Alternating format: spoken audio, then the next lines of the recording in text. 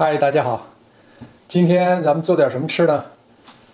我想大家肯定都有这么一个经验，就是回到家以后不知道要吃什么。我以前有一个朋友，就是特别有意思，每一次下班回家就不知道吃什么的时候，进门第一件事先烧一锅开水。那今天呢，我也效仿一下啊，先把一壶水做开。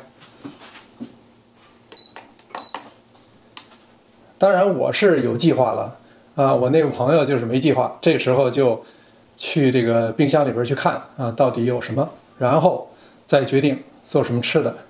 我今天呢是做一锅面条啊，用特别快的方法来做一锅面条。那现在我先要泡一点黑木耳，不要太多。既然是急救章啊，这个木耳呢，你下班回来也没有时间泡好，那这个时候先用凉水泡，可能你就赶不上你做饭。那也没关系哈，我们可以用凉水泡一下，然后呢，我们去用火把它烧开，这样的话，这个木耳就可以用了。先打3个鸡蛋，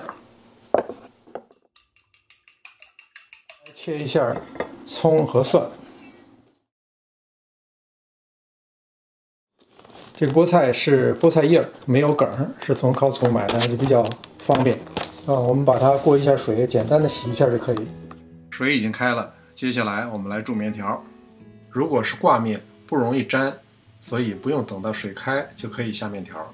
如果是自己擀的面条，比较软，容易粘，就必须开水下面。木耳也煮好了，把大块的木耳撕成小片儿。炒锅加入适量的油，把鸡蛋煎熟。鸡蛋凝固以后，下入葱花，炒出香味，倒出备用。再用少许油把蒜片煸香，下入木耳，煸炒1分钟以后，下入菠菜。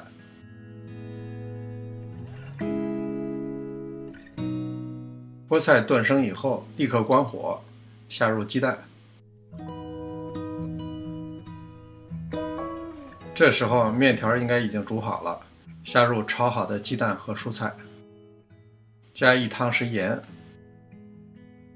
适量泡开的固体鸡汤，如果没有可以下入鸡精或味精，最后再撒上一点香油。好，这一锅香喷喷的面条就做好了。当您下班回到家特别累，又不想花很多时间来做饭，这个只用10分钟，既有营养又好吃这个面条、鸡蛋、菠菜、木耳这个别看简单特别香。